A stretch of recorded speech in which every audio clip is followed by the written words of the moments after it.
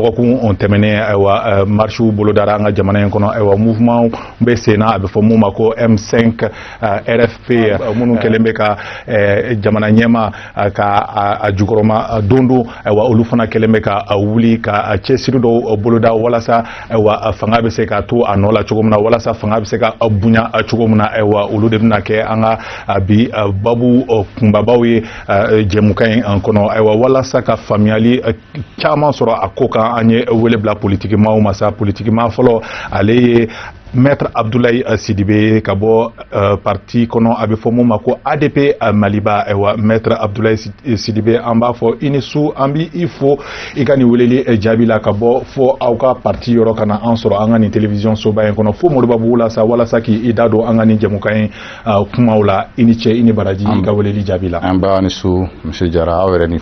foli ka kan ye merci. I ka kɛnɛ kosɛbɛ. Baasi foyi tɛ la. Alhamdulilayi n'o bɔra yen nɔ sa an bɛ an ɲɛsin an numan fɛ sa ayiwa ale ye maa ye mun delila ka na an sɔrɔ fo Moribabugu la yan nɔ nin y'a siɲɛ filanan de ye sa a b'an ka weleli jaabi ale tɔgɔ de ko Isa Kane ale bɛ jɛkulu la a bɛ fɔ mun ma ko GAMN nazarakan na GAMN o ye groupe d'action pour un Mali nouveau ye ayiwa membre fana don FSD kɔnɔna la membre fana don M5 RFP kɔnɔna la Kane i ni yantuma. Bravo i ni yantuma. I ka kɛnɛ kosɛbɛ. Rostena aw yɛrɛ dun. Weleli jaabi diyara n ye kosɛbɛ. A diyara ne yɛrɛ. I ni cɛ i ni baraji ya.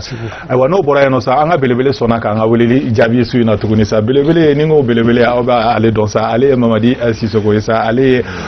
Professeur Mamadi Sisoko ye constitutionnaliste ayiwa ale de ko an ma n'an mago b'a la waati o waati an ka wele a bɛna an ka wele jaabi bi su in na ayiwa an mago gɛlɛn b'a la barisabu ka d'a kan a bɛna na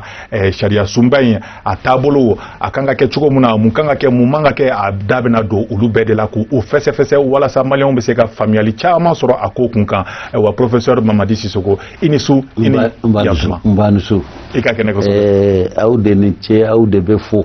Parce que jamana in bɛ cogo min na bi aw ka kuma de b'a to jamanadenw bɛ na ɲɔgɔn ye an tɛ se k'aw sara an b'aw fo hali bi aw ka baara ɲuman na. I ni ce i ni baraji weleli jaabi la ayiwa n'o bɔra yen nɔ sa Dawuda Traoré n y'a fɔ nazarakan version na sa an n'ale de bɛ ɲɔgɔn sɔrɔ ayiwa kari o kari sufɛ nin waati in na sa maa minnu sɔgɔlen b'u ka jabarani la n'o ye Sherifila TV ye sa Dawuda Traoré i ni ce i ni baraji. Jara an b'i fo ka Sherifila filɛbaga bɛɛ fo ka invité k'aw fo donc an b'o de fɔ ni télévision nin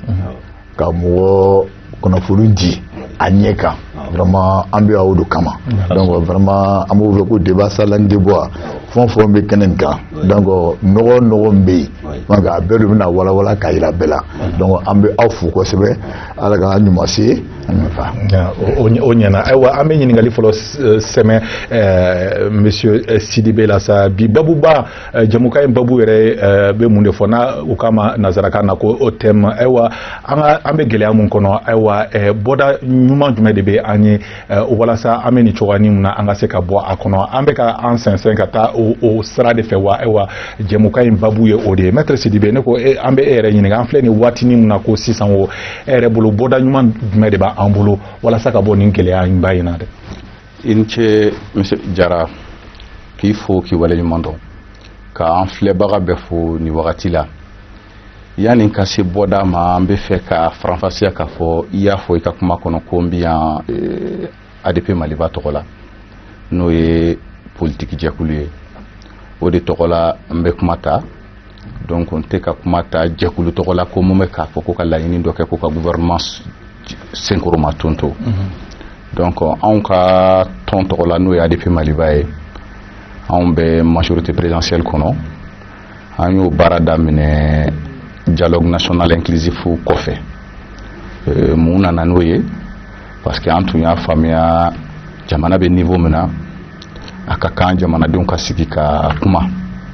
walasa an bɛ se ka furaw sɔrɔ cogo min na jamana dekun na o laɲini kɛra ka sɔrɔ nin gɛlɛyaw kumaw ma fɔ fɔlɔ o la jamana ɲɛmɔgɔ ye dialogue initié an taara o sigi ka fɔ ba la k'a daminɛ niveau commune cercle région fo ka n'a bila niveau national la an n'an ka bolo mafara caman taara an ye laɲini minnu kɛ olu taara ba la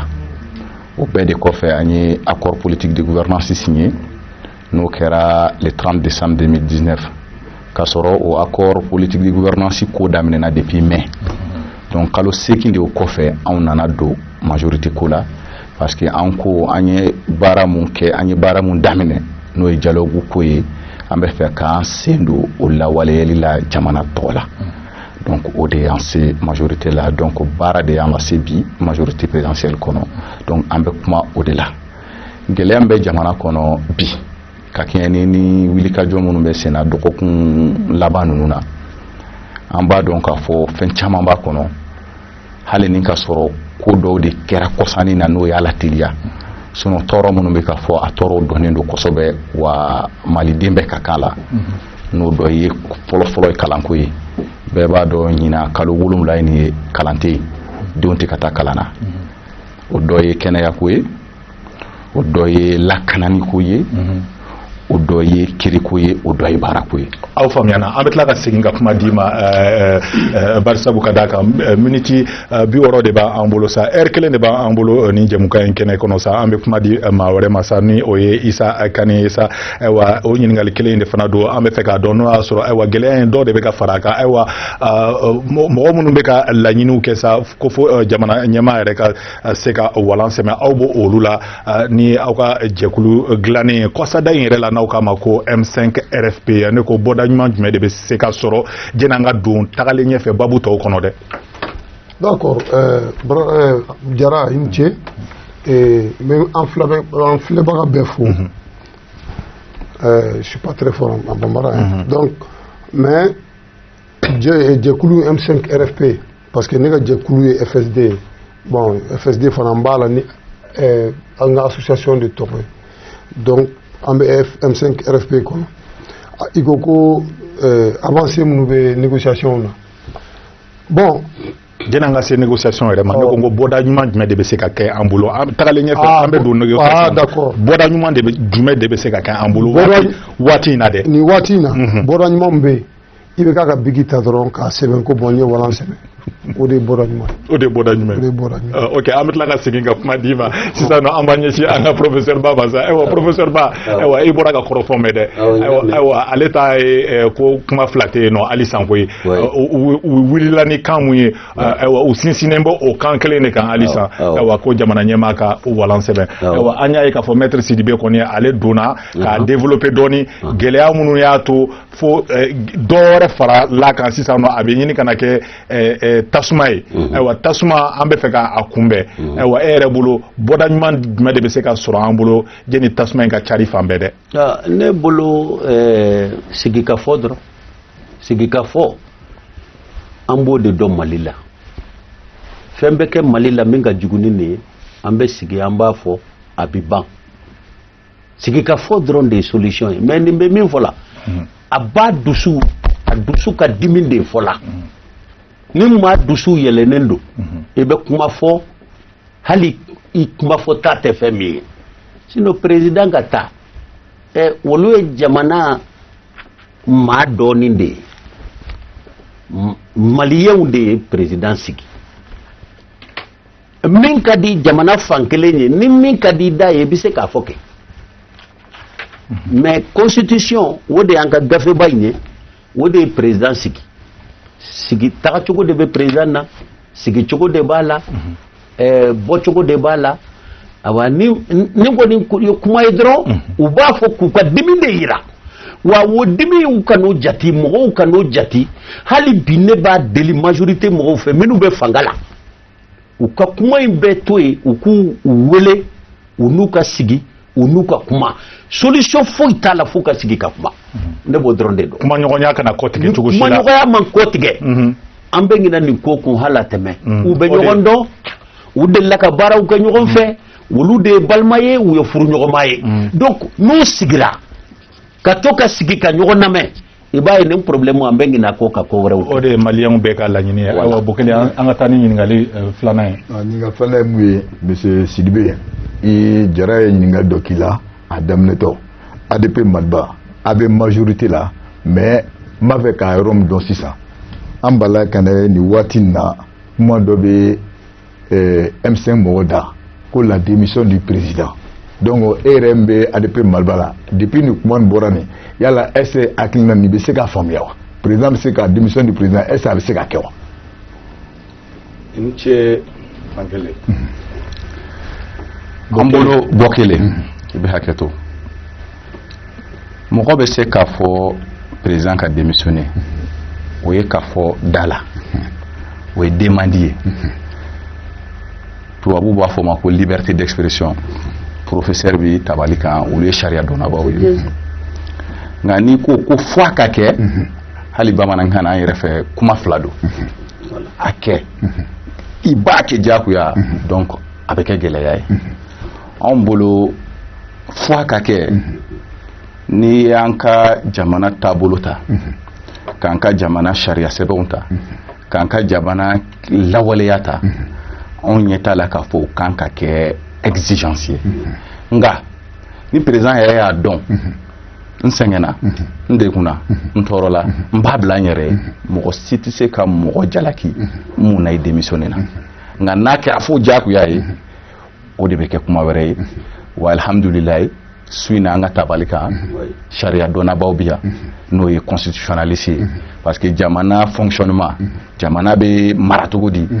o bɛɛ bɛ jamana gafe sɛbɛnba de kɔnɔ n'o ye constitution ye donc an bɛ kuma politique tɔgɔ de la mais sariya dɔnnaw bi yan mun b'olu bolo o bɛ se k'o fɔ nka an kɔni b'a dɔn gɛlɛyaw bɛ yen n y'o de fɔ gɛlɛyaw bɛ yen bɛɛ b'a dɔn kalanko ye gɛlɛya ye bi jamana kɔnɔ lakanani ko ye gɛlɛya ye an bɛ se ka fɛɛrɛ jumɛnw sɔrɔ o la an bolo o de kan ka kɛ laɲini ye ka tɛmɛ k'a fɔ bamananw bɛ dalen dɔ fɔ karata bolonin ka ɲi da la ni da lankolon ye. ok Kane n bɛ segin ka na we i ka hakɛ to jɛnɛ an ka taa ɲɛfɛ an bɛ fɛ ka nka jɛnɛ an ka kuma di fana Kane ma an bɛ fɛ ka maître Sidibe ka a ka fɛn dɔ perepere tigɛ an ye nin tabali in sanfɛ ayiwa e bɛ ADP yan e bɛ yan nɔ ADP Maliba de tɔgɔ la ayiwa an dun ye jateminɛ dɔw kɛ k'a fɔ ko kɔsada in na ayiwa aw yɛrɛ ka politiki tɔn ayiwa a bɛ fɔ mun ma ko discordance o yera aw ka politiki tɔn in kɔnɔ sa ayiwa maa dɔw y'u carin ka bɔ yen nɔ walima aw y'u gɛn de wa ka taa parti wɛrɛ créer fan dɔ fɛ an bɛ fɛ i ka o yɔrɔninw k'o perepere latigɛ an ye jɛnɛ an ka tɛmɛ ni ɲininkali tɔ ye. Monsieur Jara i b'a dɔn jɛkulu n'o ye tɔn ye a kɛra association ye o a kɛra parti ye o jɛkulu kɔnɔna na doni ye a diyara i ye bɔli ye a bɛ diya i ye wa jɛkulu o jɛkulu i b'a sɔrɔ sariyaw de b'a kɔnɔ tagasiraw de b'a kɔnɔ ni an ka parti politique kɔnɔna an b'a fɔ statut règlement intérieur olu la batoli olu la waleyale o de ye diyagoya ye jɛkuluden bɛɛ kan et chaque fois k'i b'a sɔrɔ ni tɔnden dɔ n'i y'a faamuya k'a fɔ o lawaleli ni o labatoli t'i ka haminanko ye a ka ca la tɔn bɛ disposition ta ni ɲangani mun kan ka bɔ i kan o ka bɔli kan mais anw bolo olu tɛ koba ye parce que tɔn kɔni kɔnɔ a ka di i bɛ na a ka di i bɛ taa et donc o tɛ gɛlɛya ye k'a fɔ ko gɛlɛya bɛ tɔn kɔnɔ alhamdulilayi an ka tɔn ka kɛnɛ bi kosɛbɛ parce que an yɛrɛ b'a dɔn tɔn bɛ ka baara minnu kɛ ka structurer tɔn ye jaabi minnu sɔrɔ élection na alhamdulilayi an bɛ se k'a fɔ ko an bɛ ala tanu tɔn ka lawaleyali baaraw la. ok Kane n bɛ segin ka na e fan fɛ parce que ɲininkali damadɔ n bɛ n bolo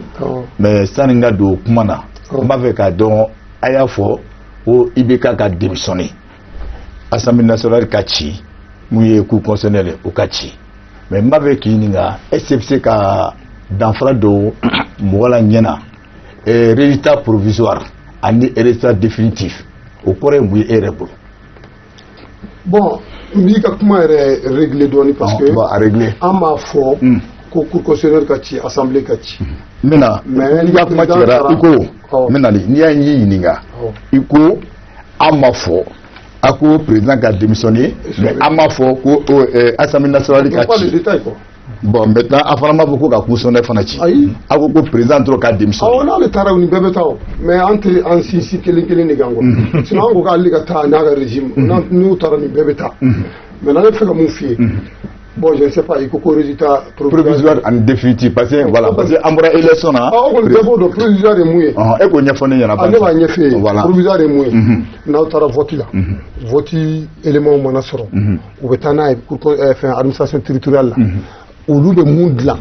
o de ye provisoire parce que olu tɛ se k'a fɔ sariya sira fɛ ko nin de don donc n'olu y'a ta ka taa n'a ye cour constitutionnelle la yen de ye définitif ye mais maintenant u taalen yen de mana sa taar'i sigi k'a ka muru ta non i jɔ fɔlɔ n bɛna de voilà i bɛ nin jaabi la définitif c'est-à-dire voilà d'accord i ye question de poser mais kuma dira n ma voilà ne fana fɛn dɔ bɛ n bolo k'u jaabi kan'a fɔ k'i bɛ n ladon i ka da dɔ fɛ diyagoya la voilà n b'i ka question répond mais n tun bɛ fɛ ka professeur jaabi quoi professeur ko an ye dusukuma de fɔ dusukuma tɛ yan nous on a mûri la réflexion an y'an sigi jamanadenw de an y'a lajɛ de san 7 la problème sigira ɲɔgɔn kan ka se niveau min ma ni président ka taali tɛ foyi t'a ɲɛnabɔ ni dusubɔ tɛ kelen an dusu bɔlen tɛ dɛ. bon de ne ka jaabi la sisan. ne ta na. non e t'a jaabi la o. ne m'o faamu. donc i b'i ka question de poser. ne de fɔ n ko provisoire en définitive bon i donna provisoire kɔnɔ mais ta définitive n'i ko définitive o kɔrɔ ko ni kuma ye mun di. voilà a tɛ wuli ka bɔ yen. a tɛ wuli ka bɔ an y'a ye k'a fɔ sisan an bɔra élection na président sigira bɛɛ bɔra ka voter donc maintenant a bɛ se k'a fɔ cogo di ko a ka wala sɛmɛ. président n y'o de f'i ye o cour constitutionnelle. tuma min na a b'a fɔ ko président i kɛra président ye o y'a sɔrɔ droit ninnu ye droit mɔgɔw de ye ne tɛ droit mɔgɔ ye mais olu b'a dɔn ko forfaiture kɔrɔ de ye ko droit yɛrɛ la droit y'i bɔ i place la a bɛ komi sisan n'a fɔra ko Amadu Jara droit ko ale tɛ yan journaliste ye bilen ani Siradala Garibu bɛɛ ye kelen ye Serifila bolo o tɛ se k'i sigi ko e kɛra yan chef ye o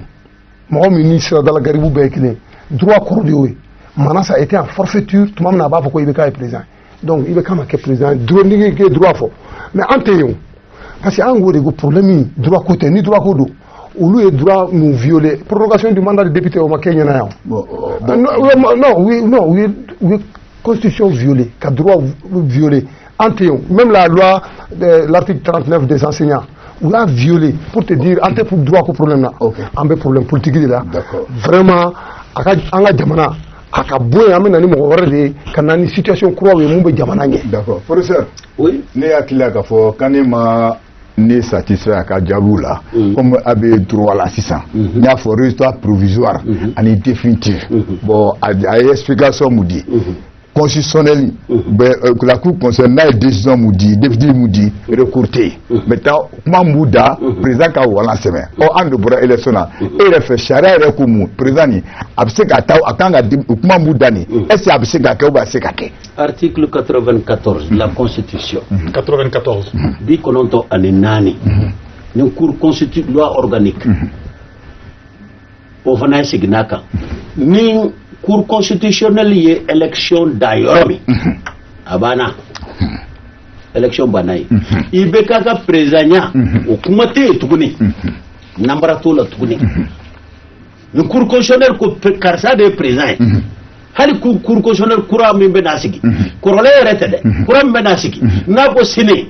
e b'o kelen kɛra président ye problème banna diɲɛ b'a tugu i kɔ parce que o de ye loi ye nka n ye min f'i ye. dugutigi bɛ yen n tɛ sindi la bɛ yen dɛ a ma ka kuma f'i ye k'olu tɛ droit la tuguni yan ni dun ye sira bila i bɛ don min ŋaɲan fɛla tɛ wa ŋaɲan fɛ kuma ne t'o dɔn mais gafe min bɛ yan constitution kɔnɔ président a bɛ diya yɛrɛ de a bɛ fanga bila o ye kelen ye mais n ba kana diyagoya i bɛ bɔ yen i ko maître y'a fɔ cogo min o ye coup d'état ye chaque fois que minnu bɛ constitution kɔnɔ u sigilen n'a bɛ f'u ma ko institution n'i ko k'i bɛ don constitution kɔnɔ constitution kow fɛ cogo min k'e b'a yɛlɛmɛ n'i bɛ k'a bɔra yen m'a mɛn k'a na ka k'olu bɛɛ bɛ taa wa o ye coup d'état ye sinon k'a fɔ i da la ten min ka di min da ye i b'o fɔ démocratie tɛ wa n'a ma bɛn min ma i bɛ plainte kɛ ka taa juge bara aw b'a ɲɛnabɔ yen liberté d'expression de don il y a des choses i b'a fɔ mais n'i ye maa neni n'i ye maa degun n'i ka kuma ye maa tɔɔrɔ a bɛ plainte k'i kan a bɛ taa juge bara aw b'a régler mais k'i jɔ masakɛ ma i bɛ fanga bila o tɛ kojugu ye o nka n'i ye kokɛtaw kɛ minnu b'a yira k'a fɔ i bɛ min fɔ la a b'i kɔnɔ i ye loi sɔsɔ donc ne bɛ min f'i ye bo kelen an ka nin bɛɛ to yen n'i bɛ dɔrɔmɛ 20 nɔfɛ i b'a fɔ ko 40 n'i b'a fɛ ka fɛn dɔ sɔrɔ dugu ma i bɛ sanfɛta de yira u y'o kuma fɔ de dɔrɔn k'u ka dusu la fali yira k'a yir'u la u degunnen don kuma min b'u da u ka kuma tɛ koyi jamanadenw ka kuma don courant tɛ ji tɛ sɛgɛn bɛ bɔnɛ bɛ mɔgɔw bɛ sa la u bɛɛ b'a kalama o de digilen bɛ bɛɛ dusukun na olu y'o de ta k'o kɔrɔta ka k'u ka kɛlɛ ye bɛɛ b'u fo o de la hali président yɛrɛ b'u fo o la k'a fɔ u y'a essayer ka maliyɛnw bɛɛ ta ka kɛlɛ kɛ maliyɛn bɛɛ ye o bɛ faamu nka fangabila in o ye de dɔrɔn pour que an ka sigi an ka kuma ko dɔw ka se ka yɛlɛmɛ ka bolota dɔw yɛlɛmɛ mais u tɛ i bɛ ka tagali nɔfɛ kumani dɔw fana bɛ yen maa min b'u la aw ka nin mun man ɲi maa kalannenw b'u la avocats b'u la politiciens baw b'u la u bɛ ko ko kɛ u b'a bɛɛ dɔn donc u bɛ luwa dɔn ka tɛmɛ anw bɛɛ ka yan ale yɛrɛ kan hali ne yɛrɛ ka u b'a dɔn Bacili de ye ne kalan ayiwa o faamuyana n'i y'a mɛn ne bɛ pata o pata la bi ala ni Bacili donc o Baciliw bɛ to min na i y'a dɔn u b'u ta cogo dɔn mais u b'a fɔla de dɔrɔn ka a kɔrɔta mais o kɔrɔ tɛ k'u bɛ IBK contre la ou bien u bɛ mɔgɔ wɛrɛ contre la u b'a fɛ jamana de ka sigi u ka kuma ala k'an bɔda bɛɛ an yɛrɛ fana bɛ ka an sinsin o de kan bɔda ɲuman de an bɛ ko o de ɲini halisa ayiwa ka fanga ta ni fanga ye n'o kuma bɛ se ka fɔ o cogo la an k'a fɔ ten nɔ fanga jagoya fanga ka fanga dɔ dafiri walasa ka fanga ta ne ko maître Sidibe ayiwa maa dɔw bɛ ka bɔ sa minnu ye CEDEAO maaw ye sa ayiwa olu ye laɲini dɔ kɛ walasa an bɛ se ka bɔ nin cogoya in na walasa tasuma in walasa a bɛ se ka faga sira la ayiwa dɔw ye mun ye ko ayiwa kalafiliw ka se ka kɛ yɔrɔw la yɔrɔ mun na a fɔra ko namaraw kɛra yɔrɔ mun na ayiwa CEDEAO y'o fɔ ayiwa CEDEAO y'a fɔ fana ko ayiwa fɔ ka bɛn ka kɛ ayiwa constitution ko kuma min bɛ sen na o ni assemblée ko kuma min bɛ sen na CEDEAO da magara nin bɛɛ la ne ko e yɛrɛ fɛ o ayiwa CEDEAO ka ninnu laɲini ninnu n'an ye u ta k'u don ba la o aw na se ka an bɔ nin cogoya in na wa i ni ce Amadu yani CEDEAO ka laɲiniw ka se an bolo bi Mali bɛ yɔrɔ min na an bɛɛ b'a dɔn k'a fɔ an ka pratique institutionnelle cadre kɔnɔ gɛlɛyaw b'a kɔnɔ o gɛlɛya yɛrɛ dɔw yera 2012 coup d'état la parce que i b'a sɔrɔ an ka constitution kɔnɔ fɛn dɔw bɛ a ma faamuya ou bien fɛn dɔw bɛ u limite b'u la donc k'a fɔ ko an ka sigi ka kuma walasa ka fɛrɛ ɲini an ka o kow la an ka jamana jɔ jiriw la n'o ye assemblée ni cour constitutionnelle o n'a ɲɔgɔnna wɛrɛw an bolo o kumaw n'o kɛlɛw tun kɛra wagati tɛmɛnenw na wa an bolo halisa ça c'est un combat d'actualité parce que aujourd'hui bɛɛ b'a dɔn k'a fɔ an ka institution insuffisance ye fɛn minnu ye ni ka kɛɲɛ n'o ye i da magara assemblée la professeur kumana kosɛbɛ gɛlɛyaw kan a y'a f'i ɲɛna ko gɛlɛya caman bɛ yen ni gɛlɛya ninnu tun bɛ yen dɛ mais tubabu b'a fɔ fɛn ma i b'a fɔ cause immédiate i b'a fɔ ni kɛlɛ bɛna wuli guerre bɛna wuli anw ka faamuyali la ni cause immédiate mun nana ni nin tension ka sin ka wuli ten élection mun kɛra mars ni avril o sen b'a la mun na o sen b'a la parce que jamanadenw de bɔra k'a fɔ an tun ye danaya da mɔgɔ minnu kan wagati dɔ la a danaya wagati tɛmɛna u ye chance yɛrɛ sɔrɔ ka proroger par 2 fois anw yɛrɛ en son temps an y'a kɛlɛ kɛ nko an t'a fɛ dialogue national kɛra o y'a yira k'a fɔ ko ka élection législative kɛ au plus tard le 2 mai ni o élection kɛra jamanadenw yɛrɛ fɛ u taar'u ka danaya da mɔgɔ minnu kan cɛw ani muso minnu kan ni kɔfɛ o danaya minɛna olu la k'a di mɔgɔ wɛrɛw ma i b'a dɔn k'a fɔ o bɛ na ni dekun ye o dun nana sɔrɔ déjà jamana kɔnɔ bana bɛ yen c'est vrai bana tɛ Mali dɔrɔn mais jamana bɛɛ n'a ka gestion don anw ta gestion kɛra cogo di crise coronavirus a géré la cogo di est-ce que couvre-feu Mali la à partir de 21h est-ce que o n'anw ka réalité o bɛ taa wa n'i ye jamana mun jateminɛ jamana fanba bɛ baara kɛ informel de kɔnɔ dumuni feerelaw sufɛ kafe feerelaw n'i ko k'olu bɛɛ ko ka da datugu k'u ka don so kɔnɔ k'u da u b'u da courant tɛ yen ji tɛ yen u b'u da cogo di donc aw bɛɛ b'a kalama o wagati o nana ni gɛlɛya caman ye mɔgɔw bɔra déjà depuis o wagati ka manifester ko k'o dabila donc gɛlɛya kɛra o cadre kɔnɔ ka n'a fara tuguni ni résultat mun bɔra Amadou Jara ko désormais ti Bokele fɛ ka kɛ n ka maire ou bien n ka député n taara voter ka professeur de ta mais a fɔra non professeur tɛ taa dɛ Bokele de bɛ taa nɔ la o bɛ na ni dekun ye o de dekun nana ka na ko tɔ bɛɛ embrasser bi o y'a sɔrɔ gɛlɛya bɛ yen kalo 7 denw tɛ taa kalan na o kɔnɔna na assemblée nana bɛɛ y'a fɔ k'a fɔ yɔrɔ dɔw la fo kana kɛ bi aujourd'hui cour constitutionnelle mun ka baara ye ka jamana résultat laban fɔ bon kɛlɛ y'a ɲininkali kɛ résultat provisoire ni définitif ale mun bɛ résultat définitif di professeur ko n'a ye mun fɔ a tɛ yɛlɛma mais n'o bɛ mun fɔ o kan ka kɛ fɛn kisɛ bɛ fɛn mun na mais n'o ma kɛ kisɛma ye ka mɔgɔ dɔw ta ten considérant na a bɛ na ni gɛlɛya ye. ayiwa ɲininkali mun b'an bolo i ka hakɛ to ɲininkali mun b'an bolo ayiwa aw yɛrɛ ka ɲɛmaaba ayiwa ale kɛra cɛbɔ ye nka ale a taara fana ale ayiwa a taara jɛya de kan n'a fɔra ko assemblée ko o ka se ka ci sisan bari sabu ka da kan ninnu ka laɲini ye jamana ɲɛmaa ka taa ayiwa assemblée ka taa cour constitutionnelle ka taa ayiwa o na se ka kɛ aw fɛla ye aw dun taara jɛya kan. N'i yan'i ka se o ma n'i ko ko bɛɛ ka taa an bɛ bila vide kɔnɔ dɛ n'i ma fili mɔgɔ kalandenw b'o fɔ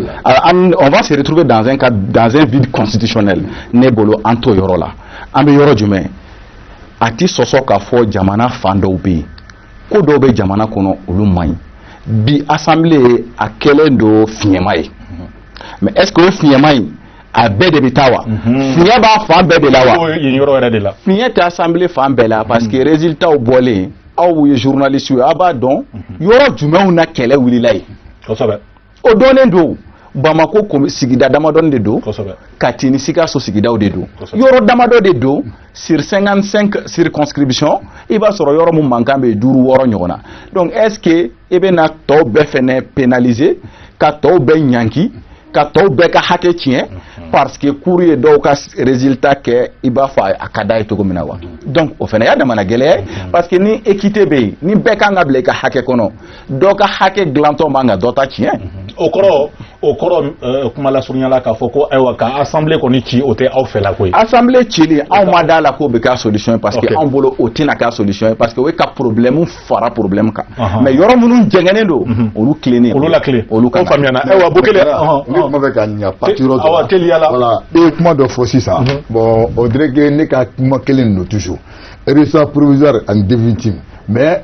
yɔrɔ mun ɲɛna c'est-à-dire député mun fɔra ko assemblée constitutionnelle k'a ye fɛn dɔ kɛ a kuma kan ka ɲɛ mais en tant que maître i y'a faamu sisan est-ce que nin ka ko ka sigi a kan tuguni a bɛ se ka kɛ a maître non a bɛ se ka kɛ ka segin élection kan ka mɔgɔ min est-ce que cour constitutionnelle bɛ se ka sigi tuguni a ka arrêt kan cour constitutionnelle se ka segin a ka arrêt kan voilà mais yɔrɔ minnu bɛ en cause segin bɛ se ka k'olu kan mais n'olu ko ko non ko se ka kɛ dun o bɛɛ y'a damana kuma wɛrɛ mais i ye ko fɔ de ni segin bɛ se ka k'a kan segin bɛ se ka an ka kuma di Kane ma Kane kɔrɔtɔlen don i ka hakɛ to Sisoko i bɛ tila ka jaabi nka an ka kuma di Kane ma bari sabu ka d'a kan ni plateau in sanfɛ an bɛ fɛ bɛɛ ka hakɛ fana ka d'a ma kuma temps de parole mun bɛ di karisa ma o ka di karisa dɔ in fana ma walasa ayiwa an fana ka na an ka jalaki bere bugɔli bere sɔrɔ an ko la Kane ne ko CEDEAO ka laɲini ninnu ne ko aw bɛna se ka olu ta k'olu don ba la wa k'a kɛ i bɛna fɔ ni ayiwa sɔn kɛra a ma misali dɔrɔn don sɔn kɛra a ma k'a fɔ ko ayiwa kalafili ka segin ka kɛ kalafili kan yɔrɔ dɔw la yɔrɔ mun n'a fɔra ko namaraw kɛra dɛ ayiwa walasa ka se ka aw dusu suma ayiwa CEDEAO ka laɲini dɔ in fana ko ayiwa n'a ma ɲɛ k'a fɔ ko a bɛ k'a fɔ ko sariya sunba in n'o de ye cour constitutionnelle ye a ka lajɛ halisa ji ɲɛma jɔlen na walasa n'a y'a sɔrɔ a bɛ ci de n'a kan ka kɛ cogo min na ayiwa olu bɛɛ na se ka kɛ aw fɛlɛ walasa aw na se ka aw bolo segin kɔ wa. bon n bɛ fɛ k'i ka yanni ka i ka jaabi di n bɛ fɛ ka kuma ni maître ka fɛn réponse ye parce que Bokele ye ɲininkali mun kɛ. a bɛna jouer i ka temps de parole. awɔ mais a ka jouer a kan ne bɛ fɛ ka ni bɛ fɛ ka mun fɔ ni y'o fɔ dɔrɔn a banna. a y'a ɲininka a ko ka élection ka segin élection ka assemblée kɔnɔ yɔrɔ minnu na mankan kɛra il n'a pas cité Tombouctou élection kɛra ne ɲɛna Tombouctou le gouverneur il sait ce qui s'est passé peut-être qu'il écoute non peut-être qu'il regarde la télé il sait l'arrêt qu'il a donné et l'arrêt que la cour a donné après parce que cour y'a kɛ ko RPM gagna premier tour gouverneur b'a dɔn ko il a donné quelque chose de contraire fɛn minnu b'a kɔnɔ les éléments c'est pas la peine que moi je révèle parce que a kɛra ne ɲɛna maintenant n'aw ko ko minnu dɔnna aw bɛ n'o kɛlɛ de kɛ élection bɛ suɲɛ fan bɛɛ Mali yɛrɛ la élection fɛngɛ t'a la valeur t'a la c'est pour ça même que nous on est en train de dire qu'il faut que IBK parte pourquoi parce que fɛn baden de bɛ yen Soumala Cissé Mouminanindo. Qu'est-ce qu'ils n'ont pas dit à Soumala Cissé? Le ministre de l'administration territoriale est venu chez nous pour nous mentir. En allant fait qu'on a galon de gagner. Quand a été aux élections, la sécurité garantie, nos femmes garantie. Soumala Cissé était bolophobia. Très bien, parce que français alors que je l'ai même mentionné, parce qu'il y a une question fait, je n'ai pas pu parler de lui, alors que c'est un plateau maintenant, au bébé Sénat, il est quand il n'a, c'est-à-dire droit sauf s'ils occultent la réalité. Ou pardon, Ibeka n'a jamais fonctionné avec le droit même, lui il est Moufo. Donc, Jamalade Wouloud là, quand on a attaqué Amenani Mourami, déjà. D'accord, Jamalade est John Dede. Jamalade est John Dede. Jamalade est nombre de Rondé. Malien. Sebe me fa on fambulo nu chara yoro kosobe o de jamana dimu nu chara ka ke bina fo ni jama bora ka Afrika da monument de l'indépendance no mais e be ka nyina mungo monument de l'indépendance la kera mali région be diaspora be o mo luke malien ya c'est ça le peuple avec ma million tan Chegimbo non Ibeka n'a pas été élu avec même 2 millions de personnes. Non, mais comme non, Ibeka avec Kuma Jamana Diou Togola. Ama élu, 2 millions de personnes à élu. Les moins de 2 millions. Au des finales, Alain Soumala c'est moins de 2 millions. Ça veut dire que Soumala a plus de 800 000. Donc lui, c'est peut-être 1 million 100, 1 million 200. Bon, lui, il représente le Mali avec Kuma Jamana Diou Togola, qu'on ne peut plus. Et même, on m'a dit 1 million ou 2 millions, il a fait le peuple. C'est ça. 20 millions étaient de fou là. 20 millions est nombre de fitinu bala. Tchakoroba munuti yeli ke bala fembe bala. Neko mamunu bora ko jamana dion ebese ko hake fanyana ni. Ko 2 millions parce que mamunu bora neko ba ko tronté région bala diaspora bala aka 2 millions. Donc anye peuple Sigato là. Siga fo itala apprenti sorcier ou de beni comment fort bon ni mais aka 2 millions. Et puis, Moroko c'est logiquement, Moroko c'est tièmement. On peut faire jamana inga dilandi. En tant que Moroko ni Moroko, en tant que Moroko, en taille d'Akanye. 7 ans, Beba donc, il n'a rien fait que. Mais alors, Boré l'angono, ni fait de Boré qu'on n'y m'a menaté bien. Mais Mali Kero les standards de l'État, on m'a dit qu'on préserver. Et à on fait que juridiquement on n'est pas dans un problème juridique. Akataka boye amena nga jamana de là, amena constitutionnellement de là, amena droit de là pour que anga se kanga jamana gérer. Parce que ni vraiment akanga jamana toanye. Na mataka boye du, evena mukesa. Mais jamana de wutana yo. Jamana de ndo. Ne pas comment jamana de so wala. Coup d'état doit. Non, coup d'état, jamana de pas coup d'état go. Non, quand le peuple sort ni flène à donc peut-être qu'à faire former. Mais peuple de constitution sans fait. On a gâté ça, à tika fuka tika. Attends jamana. Mais allez le mabu ko ni ablay, 1 million 200 nyoko ni ablay. 20 millions entre 20 millions, mais on a 2 millions. Alors, c'est qu'à il y a 16 millions. Mais on a que tu il y a 16 millions. Avec une majorité silencieuse. Majorité silencieuse. On va dire au bon mode de faire la manita ou une gars. Comme out de Segata ou une gars killing. Ah, mais c'est qu'à quel ah, non, ok, on a balado. Non, ok, mɔgɔ si tɛ mun b'a fɔ ye ko i bɛ kan ka to a place la. I b'a dɔn mɔgɔ minnu b'a fɔ ko i bɛ kan ka to a place la mɔgɔ minnu bɛ ka dumuni ɲini minnu b'a kɛrɛfɛ minnu bɛ dɔɔni dun olu dɔrɔn de b'o fɔ. Ayiwa professeur ayiwa an bɛ sariya ko kuma de la nin tableau in sanfɛ dɛ ayiwa maître y'a fɔ ayiwa Bokele y'a ɲininkali fana kɛ a ye jaabi di ayiwa nka an bɛ fɛ k'a dɔn n'o y'a sɔrɔ k'a fɔ ko ka kalafili ninnu u ka segin ka k'u kan yɔrɔ la namaraw kɛra yɔrɔ min na o na se ka kɛ CEDEAO ka laɲini don ayiwa an ka sariya sunba in na se ka o timɛ wa ka se ka o kɛ wa ayiwa n'o o kɛra fana ayiwa mɔgɔ minnu ye namara kɛ walasa ka an ka assemblée nationale sɔrɔ ayiwa olu kan ka se ka u bolo bɔ tuguni k'a fɔ k'u b'u présenter tuguni wa an bɛ fɛ ka olu de dɔn i ka se ka kuma kɛ olu kan minnu bɛ nɔgɔ bɔ a bɛɛ la nin tableau in sanfɛ. Voilà n tun b'a yira Kanɛkɛ la fɔlɔ a ka dusu faga dɔɔni. A dusu bɔlen don. A faamulen don a dusu bɔlen don. Sinon c'est pas parce que gouvernement bɛ loi sɔsɔ la ko citoyen fana ka kan ka wuli comme aw y'a sɔsɔ fana b'a sɔsɔ a tɛ kɛ ten o a tɛ kɛ ten a seginna tuguni mɔgɔ min bɛ voter jamana kɔnɔ loi de y'a yira maa min donna kaso la ka wagati dɔ kɛ e tɛ se ka voter maa min mɔgɔ sugu dɔw bɛ yen minnu jɛlen tɛ minnu tɛ ladiri ye loi y'olu bɛɛ bɔ a la minnu ye ladiri ye n'u b'u ka droit u falen n'u ka kan ka voter u man don kaso la u man siyani kɛ u man fɛn kɛ olu de bɛ collège électoral formé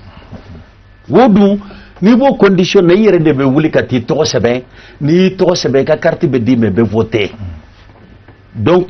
ni vote kɛra k'a d'a kan i ka hakɛ to k'a d'a kan i ka san 18 fana sɔrɔ o fana o bɛɛ ye condition de o bɛɛ b'a la i kana don kaso la kaso jugu la loi y'o bɛɛ sigi awa ni mɔgɔ mɔgɔ b'o condition na i bɛ se ka voter n'i ma voter o bɔr'i yɛrɛ de la donc o mɔgɔw mana i bɛ ka sigi n'o kɛra maa 1000 ye n'o kɛra maa 100 ye n'olu ye président sigi bɛɛ de ka président don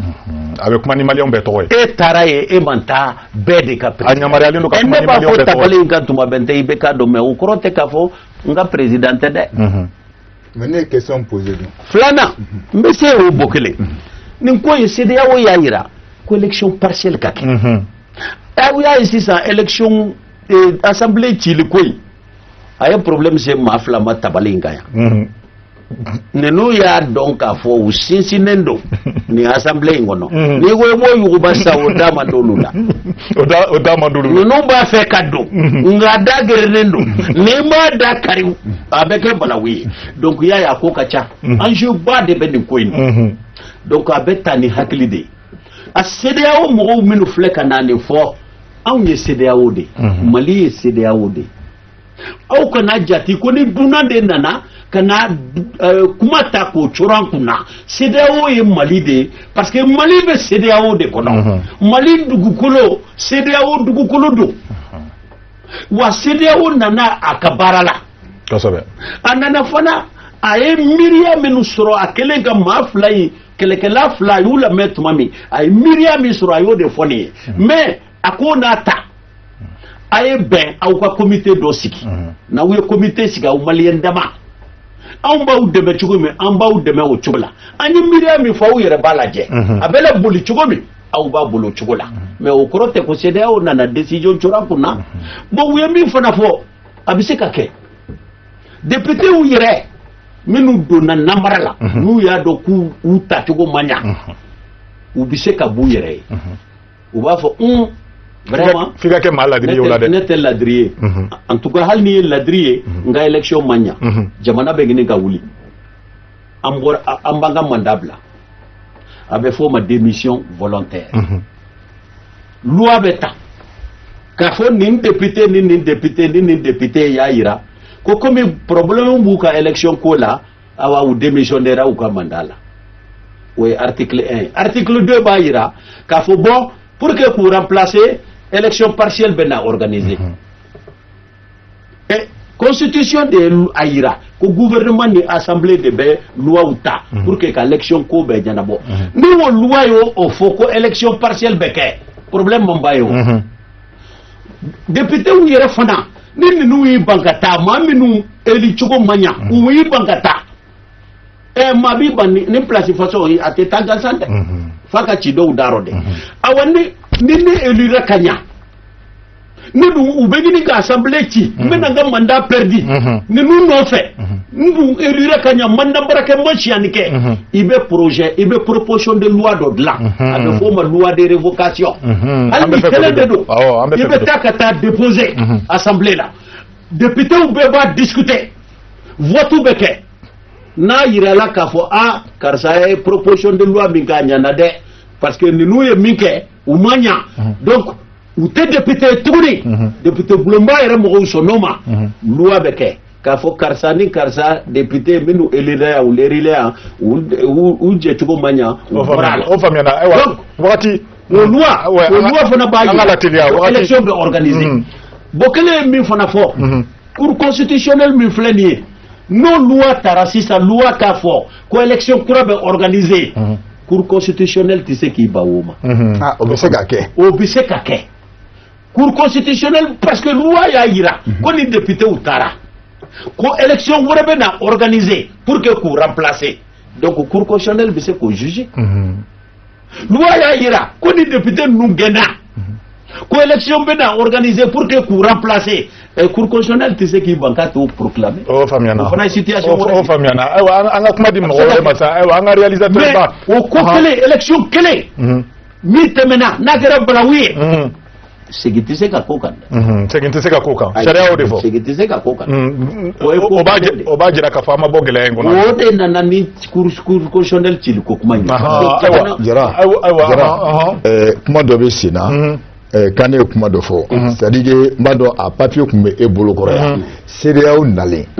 o ye kuma min fɔ n b'a fɛ réellement parce que kuma kɔnɔ a si tɛ kelen voilà donc kan ne CEDEAO yɛrɛ papier mun fɔ n b'a fɛ ka e yɛrɛ ɲininka rapport nin kan o ye mun ni mun yɛrɛ de fɔ a kɔnɔ nka n bɛ se ka faamuyali sɔrɔ. Quoi, le premier ou le deuxième? Non, il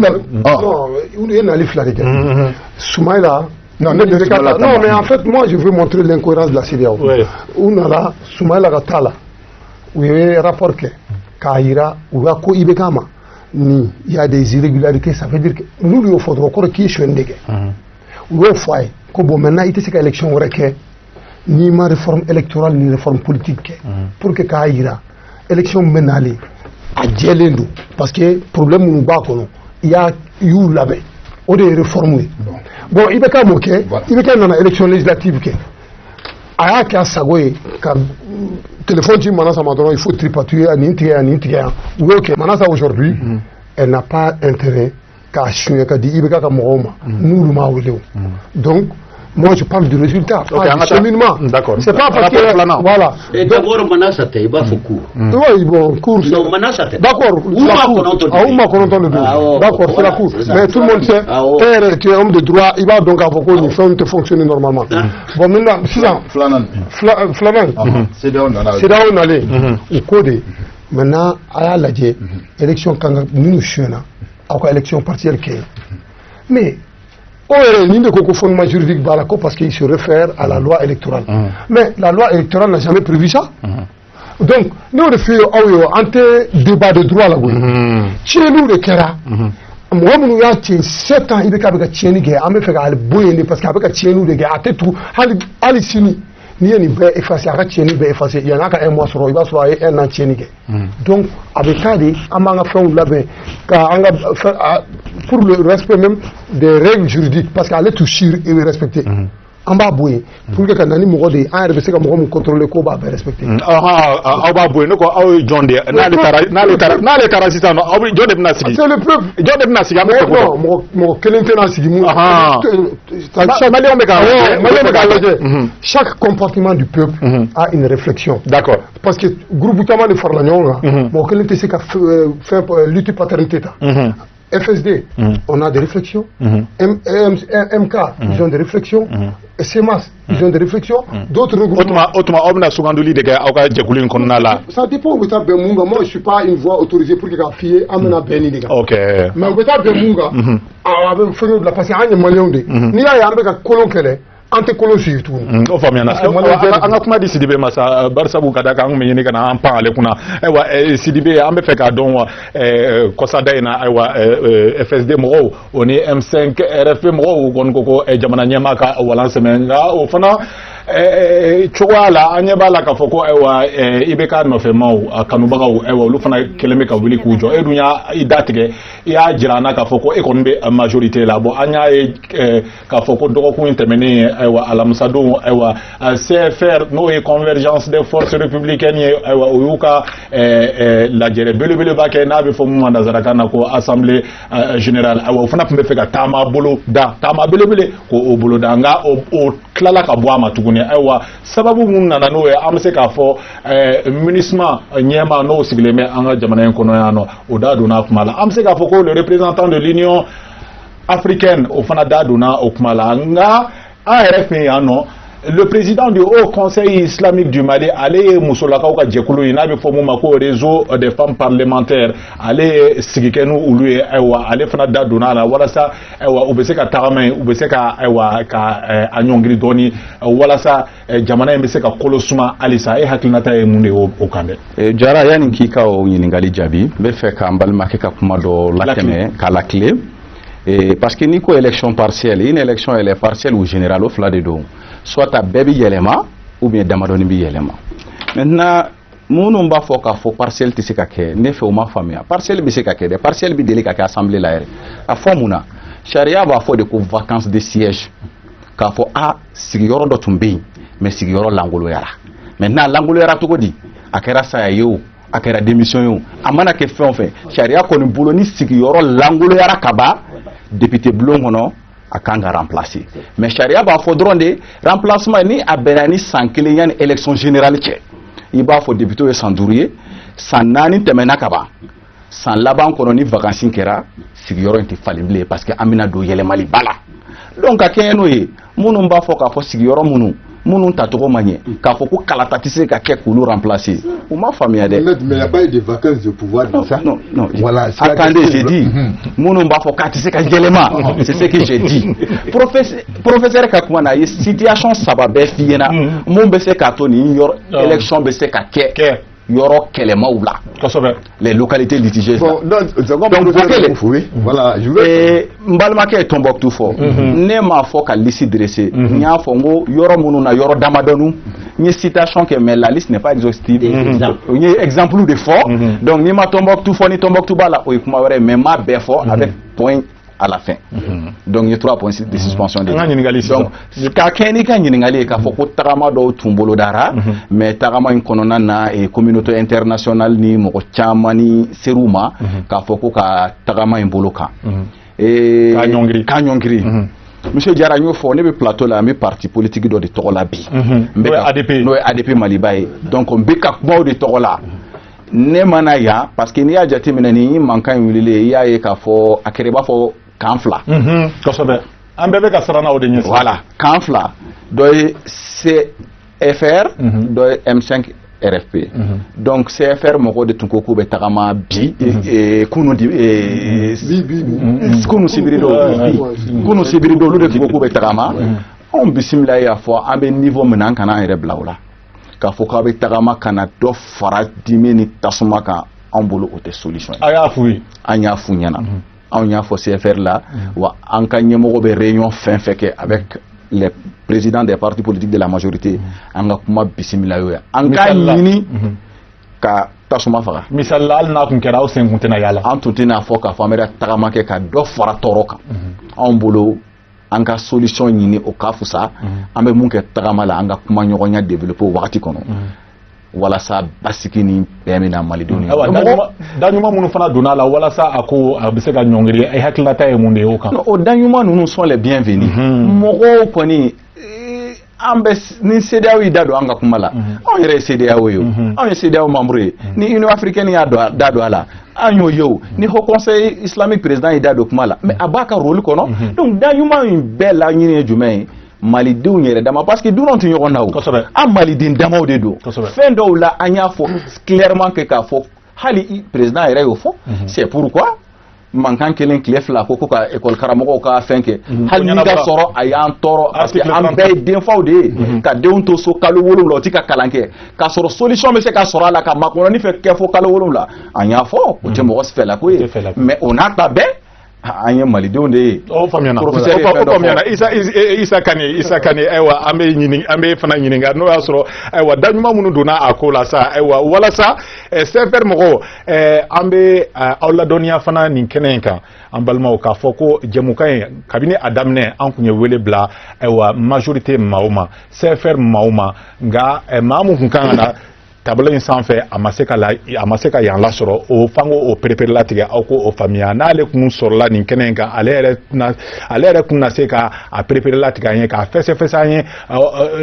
an bɛ se ka faamuyali sɔrɔ a ko kan cogo min na nka o ye rappel de ye k'a fɔ an ka mɔgɔw ye u k'a faamuya k'a fɔ débat in kɔnɔ a bɛ fɔ mun ma équilibre français la an b'a ɲini k'o timɛ sanga ni waati Isa Kane ne ko an bɛ fɛ k'a dɔn daɲuman minnu donna nin ko la yan walasa ka CFR mɔgɔw ka tagamaba in ko o ɲɔngiriya o fana tɛ misali wɛrɛ ye mun b'a jira jamana in kɔnɔ k'a fɔ ko ayiwa aw marchera ayiwa n'olu fana ko k'u bɛ marcher ayiwa tasuma de bɛna tugu jamana in na halisa o t'a yira k'a fɔ ko ayiwa olu ye sagesse yɛrɛ ka tɛmɛ aw kan. Bon ɲininkali don. Awɔ ɲininkali don et puis m'a jaabi maintenant mun don Haut Conseil islamique. Olu ni Jean Zorbon ninnu taara président fɛ yen ka sɔrɔ ninnu ma u ka marche boloda CFR m'u ka marche boloda u taara yen u ko fana k'olu tɛ sɔn président ka bɔ a place la donc ka na k'a fɔ ko ninnu k'u ka marche ɲɔngiri oui i b'a dɔn tubabukan na u b'a fɔ mun ma habillage c'est-à-dire n'i bɛ fɛn mun c'est évident k'a fɔ k'i bɛ duloki don a kan na ten dɔrɔn k'a latɛmɛ u b'o de kɛ sinon olu don olu tɛ ninnu tɛ se ka marcher mais u tɛ se ka marcher u tɛ se munna maliyɛnw tɛ yan maliyɛn minnu don u ka bɔ kɛ mais n'u bɔra u ye bɔli dɔ kɛ au palais des sports la non o tɛ bɔli ça c'est une réunion a ko marche de ko fɔ ka marche ka bɔ ka marcher ko bon jamanadenw hakilina ye mun ye an b'o contrôle an bɛ marcher o de ko don u tɛ se k'o kɛ o nin t'a siɲɛ fɔlɔ k'a reporter o mais Jara ne ma bɛ ka ɲininka yɔrɔ min na sisan n'u siɲɛ fila de k'a reporter Kane Jara ye nin kɛ n fɛ o y'a ɲɔngiri a kan k'a ka conférence de presse dɔ kɛ sini bon maintenant n'a bɛna fɔ k'a b'a fɛ ka bɔ et que o mɔgɔ kelen taara se aw ma a k'a ka marche nin a k'a ɲɔngiri a bɛna ɲɔngiri ou bien a tɛna ɲɔngiri an t'a ɲɔngiri munna aw t'a ɲɔngiri n'u nana yɛrɛ an b'a dɔn u tɛ ka na Maliko la o non i ye ne ɲininka de o i tɛ se ka ne ɲininka ka n ka réponse fɔ parce que an bɛ Maliko kɛlɛ la i b'a dɔn an tɛ ɲɔngiri ko kɛlɛ la koyi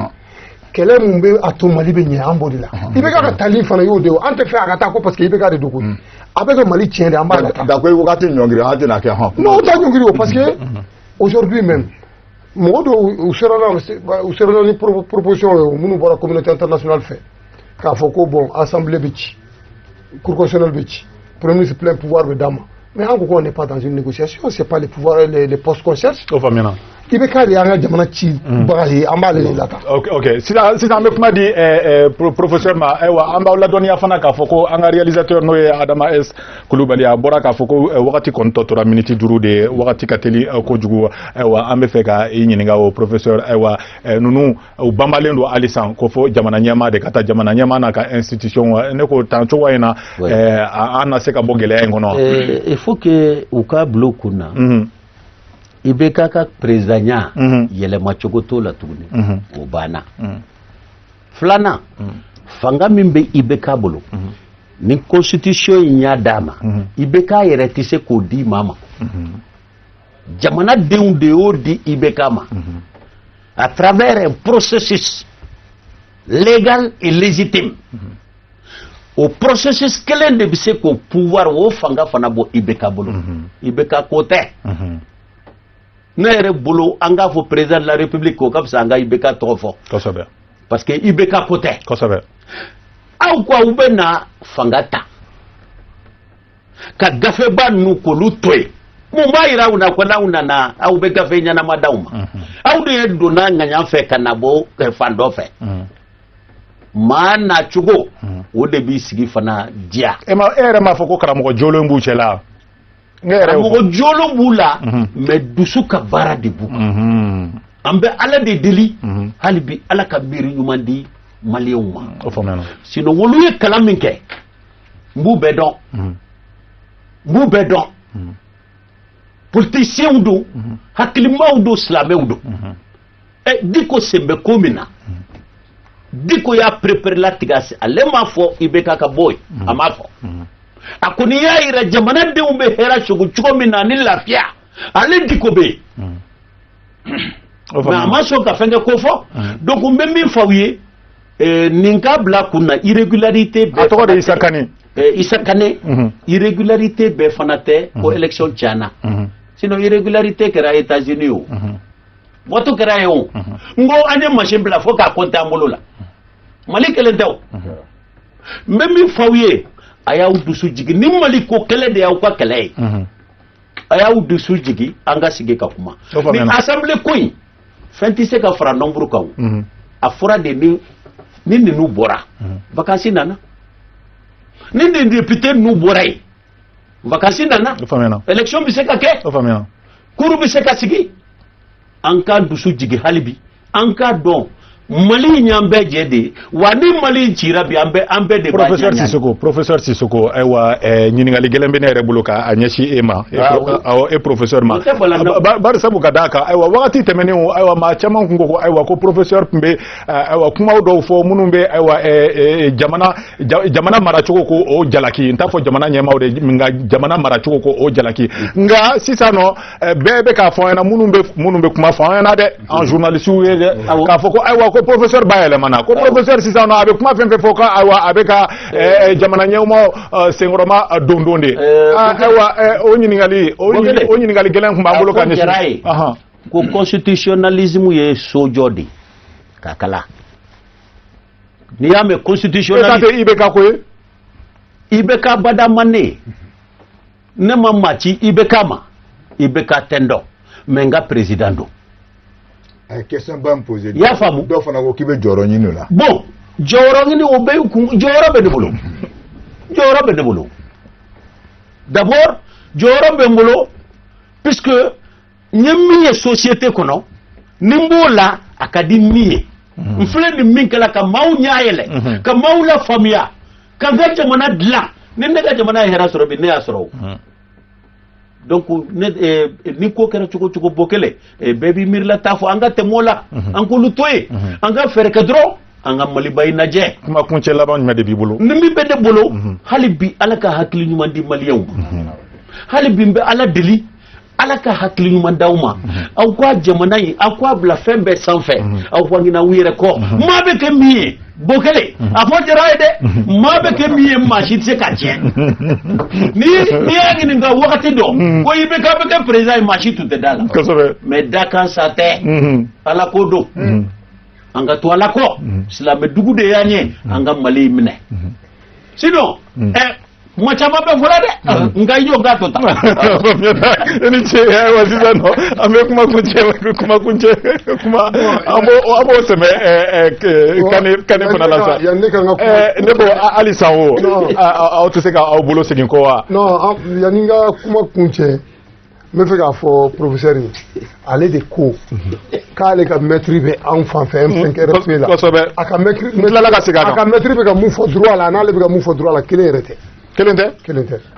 o jaabi i t'o jaabi ne di yan non i y'o jaabi bɔn ne ye min fɔ Jara an k'o d'a ma an ka kunkuruni d'a ma k'u tɛ sɔsɔli tɛ ne ni Bacili cɛ k'u tɛ kelen ye dɛ pata fɛn o fɛn filɛ Sisɔgɔ la Ala ni Bacili Ala ni Farimu Kamara Ala ni Marafa ninnu i ka karamɔgɔ don n'i y'a mɛn n bɛ fɛn dɔn karamɔgɔba de b'i kɔ ok kosɛbɛ nka hadamaden i tilala mais n'i kɛra hadamaden diyagoya i bɛ fili i tilala d'accord i tilala ouais ne tilala au diyara n ye le fait qu'il reconnaisse la valeur de son maître mais et puis u tɛ ka kumakan kelen fɔ en matière de droit c'est la matière de droit lui ne dit rien que du droit voilà donc n bɛ o de f'a ye en réalité ale bɛ ka fɛn fɛn fɔ c'est comme si bon il n'a pas une grande vision sur waati awɔ problème vision ba t'a bolo problème kan quoi ne y'a f'a ye yan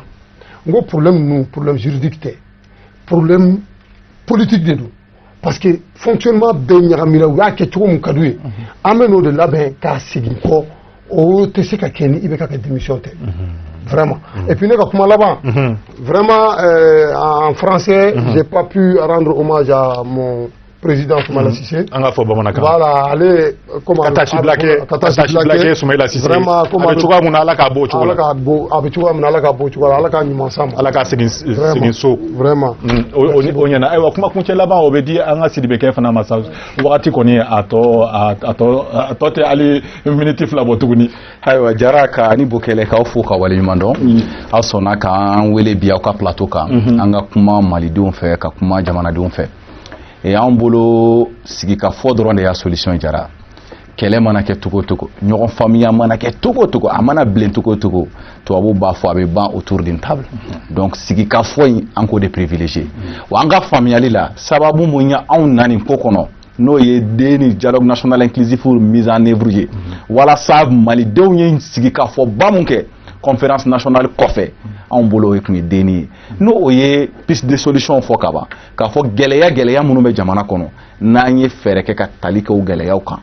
ka o solution ɲini ka adapter o gɛlɛyaw la anw bolo an bɛ se ka bɔ nin dingɛ kɔnɔ wa siga t'a la ni malidenw n'an yɛrɛ dama sɔnna ɲɔgɔn ye foyi tɛ k'a fɔ ko mun solution tɛ se ka sɔrɔ mun na mais a bɛ dépend bɛn ani karama kɔnɔ ka tâche Blake an balimakɛ Soumaïla ye Ala k'a ɲuman segin ka n'an yɛrɛ ɲuman sɔrɔ ami o kɔrɔfɔ ɲɛna Bokɛlɛ ayiwa kumakan laban jumɛn de b'i bolo k'a ɲɛsin an ka limanaw ma Jara